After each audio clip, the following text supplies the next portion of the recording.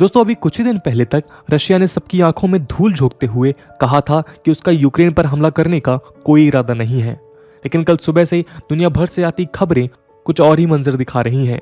24 Feb 2022 के सुबह से ही रशिया ने यूक्रेन पर फुल स्केल मिलिट्री ऑपरेशंस शुरू कर दिए हैं। दोस्तों इस वीडियो के माध्यम से हम समझने की कोशिश करेंगे कि रशिया किन किन एरिया से होते हुए यूक्रेन पर पूरा कब्जा करने में कामयाब हो सकता है। शुरू करते हैं आज का डिस्कशन। नमस्कार दोस्तों, मेरा नाम है आदर्श और स्वागत है आपका स्टडी IQ में।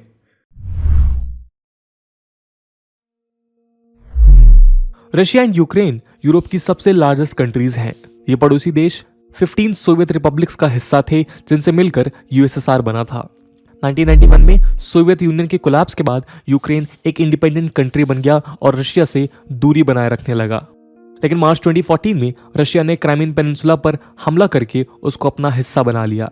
एक महीने बाद से प्रो रशियन सेपरेटिस्ट यानी जो रशिया के साथ रहना चाहते हैं उन लोगों ने ईस्टर्न यूक्रेन के डोनेस्क और लुहांस्क रीजन्स को कैप्चर करना शुरू कर दिया। वो लड़ाई अब तक चल रही है जिसमें 14,000 लोगों से भी ज्यादा मारे जा चुके हैं और लाखों की तादाद में डिस्प्लेस हो गए हैं। 2014 के क्राइमिया के हमले के बाद सितंबर 2014 में मिन्स्क एग्रीमेंट साइन किया गया, जिसके तहत दोनों देशों ने और हमले न करने का वादा किया।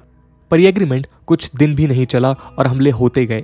फरवरी 2015 में एक बार फिर मिन्स्क एग्रीमेंट साइन किया गया और दोनों नेशंस यानी यूक्रेन और रशिया ने अपने हथियार वापस ले लिए। 2017 में यूक्रेन ने नेटो ज्वाइन करने की इच्छा जाहिर की, जो रशिया को चुभ गई। नेटो दुनिया का सबसे पावरफुल मिलिट्री ऑर्गेनाइजेशन है जो 30 कंट्रीज द्वारा बनाया गया है। नॉर्थ अटलांटिक ट्रीटी ऑर्गेनाइजेशन यानी कि नेटो का असल मकसद सोवियत यूनियन के एक्सपेंशन को रोकना था। रशिया ने हमेशा से अपने बॉर्डर्स पे नेटो बेसिस को अपोज किया है। इतना ही नहीं, उसने नेटो से रिटर्न गारंटीज की भी मांग की है कि नेटो कभी ईस्टवर्ड्स एक्सपेंड नहीं करेगा। उन गारंटीज में सबसे सेंट्रल डिमांड यही थी कि यूक्रेन को कभी भी नेटो ज्वाइन ना करने दिया जाए, क्योंकि रशिया को डर है कि यूक्रेन तक आते ही नेटो ईजिली रशिया पे किसी भी बहाने से हमला कर सकता है। खैर सितंबर 2020 में यूक्रेन प्रेसिडेंट ज़ेलेंस्की ने सिक्योरिटी स्ट्रेटजी को अप्रूव किया, जिसके तहत नेटो के साथ पार्टनरशिप की नींव रखी गई। उसके बाद मार्च 2021 से रशिया ने यूक्रेन बॉर्डर पे अपनी फौज तैनात करना शुरू कर दिया। दोस्तों रशियन अटैक के जब सिर्फ चांसेस नजर आ रहे थे तब कुछ स्ट्रेटजीज मीडिया में रिलीज हुई थी। उनमें से सबसे रिलायबल बैटल प्लान CIA ने दिया था। असल में CIA ने रशियन मिलिट्री कम्युनिकेशन को इंटरसेप्ट करके ये जानकारी हासिल की है, जिनमें बहुत सी जानकारी अभी तक क्लासिफाइड ही है। चलिए देखते हैं रशिया का बैटल प्लान क्या हो सकता है। हालांकि हम ये भी बता दें कि ये बैटल प्लान कंफर्म नहीं है, ये सिर्फ एक पॉसिबिलिटी है। माना जाता है कि रशिया यूक्रेन को उसके ईस्टर्न, नॉर्दर्न और सदर्न साइड से अटैक करेगा। दोस्तों माना जाता है कि ये बैटल 3 फेजेस में लड़ी जाएगी। फेज 1 में रशिया सबसे पहले क्राइमिया के ओडेसा पर अटैक करेगा और अपने नेवल शिप्स के जरिए ब्लैक सी से भी ओडेसा पर हमला करके यूक्रेन को ब्लैक सी से कट ऑफ कर देगा। इवेंचुअली रशिया अपना होल्ड आगे बढ़ाना चाहेगा, इसलिए ओडेसा से आगे बढ़कर वो ट्रांसनिस्ट्रिया जाएगा, जहां ट्रांसनिस्ट्रिया एक रशियन बैक्ड रीजन है जो कि मोल्डोवा का हिस्सा है। फेज 1 के ही दौरान रशियन फोर्सेस नाइपर रिवर के सदर्न रीजन को इन्फिल्ट्रेट करेंगी ताकि वो यूक्रेनियन लॉजिस्टिक्स के सप्लाई को डिसरप्ट कर सके। वहीं दूसरी ओर क्राइमिया और रशियन फोर्सेस मिलकर यूक्रेन फोर्सेस को घेर लेंगी। दूसरी तरफ डोनबास रीजन से रशियन एयरफोर्स ईस्टर्न यूक्रेन में आगे बढ़ते हुए डिनिप्रो और ज़ेपोरिज़िया सिटीज पर कब्जा कर लेंगी।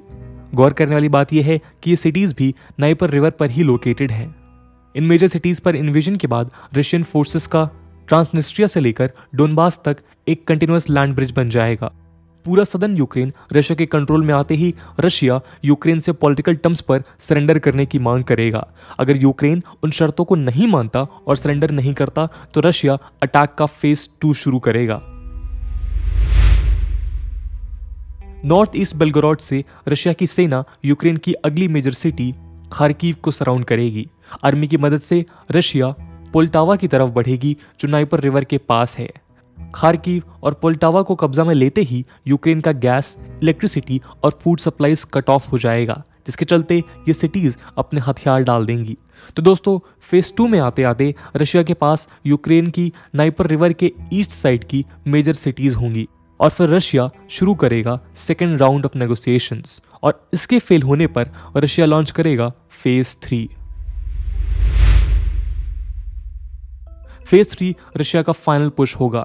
अपने फेज 3 में रशिया वेस्टर्न यूक्रेन को इन्वेड करने की कोशिश करेगा, लेकिन यहाँ नाइपर रिवर को क्रॉस करना थोड़ा ट्रिकी हो सकता है। इसलिए रशिया के लिए नाइपर रिवर को क्रॉस करने के बजाय बेलारूस से यूक्रेन की तरफ एंटर करना ज्यादा सेफ होगा। बेलारूस के गोमेल एरिया से रशियन ट्रूप्स वेस्टर्न यूक्रेन में एंटर करेंगे, लेकिन चेर्नोबिल जोन से होते हुए पहले कोरोस्तन टाउन को अपने अंडर लेना होगा। आपको याद दिला दें कि चेर्नोबिल में ही 1986 में न्यूक्लियर डिजास्टर हुआ था और तब से ही इस टाउन में कोई नहीं रहता। दोस्तों, साथ ही साथ रशियन ट्रूप्स का दूसरा कंटिजेंट बाकी बचे हुए नॉर्थ ईस्ट यूक्रेन को इन्वेड करने के लिए आगे बढ़ेगा और फिर कोरोस्टन और नॉर्थ ईस्ट यूक्रेन से रशियन आर्मीज के साथ पिंसर मूवमेंट टैक्टिक से कीव पर धावा बोलेगा। द पिंसर मूवमेंट यानी डबल इन्वॉल्वमेंट वो टैक्टिक है जिसमें आर्म्ड फोर्सेस एनिमी के दोनों साइड को एक साथ अटैक करती हैं। यहाँ गौर करने वाली बात यह है कि कीव एक मेट्रोपॉलिटन सिटी है, इसलिए डायरेक्ट अटैक करने की जगह रशियन आर्मी सिटी के बाहर वेट करेगी और यूक्रेनियन गवर्नमेंट के सरेंडर का इंतजार करेगी। फेज 3 के एंड तक यूक्रेन का ऑलमोस्ट 2/3 हिस्सा रशिया के कब्जे में आ जाएगा, लेकिन जाहिर सी बात यह है कि यूक्रेन इतनी आसानी से हार तो नहीं मानेगा। ऑफिशियल डेटा के मुताबिक यूक्रेन के पास 1,45,000 एक्टिव सोल्जर्स हैं और 3 lakh veteran soldiers stand by पर हैं। इनफैक्ट सालों से यूक्रेन आर्म्स और एमुनेशन भी इकट्ठा कर रहा है, लेकिन इन सब के बावजूद भी यूक्रेन रशिया के आगे काफी कमजोर साबित हो सकता है। रशिया के पास मिसाइल्स, रॉकेट्स होने के साथ साथ दुनिया के सबसे ज्यादा टैंक्स भी हैं। एयरफोर्स भी रशिया की काफी स्ट्रांग है। अगर दोनों तरफ से जंग शुरू हुई तो पहले ही घंटे में यूक्रेन के हजारों लोग मारे जाएंगे। दोस्तों, अब बात करते हैं कल से रशिया द्वारा अटैक कहां हो चुका है।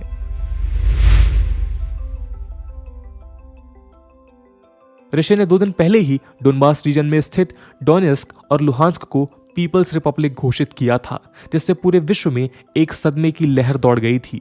खैर, रशिया के फुल मिलिट्री अटैक में रशिया ने यूक्रेन के तीनों फ्रंट्स यानी नॉर्थ, ईस्ट और साउथ से हमला किया है, जिनमें major cities Odessa, Kyiv, Kharkiv और मैरियोपोल से एक्सप्लोजन्स की आवाज लगातार सुनाई देती रही हैं।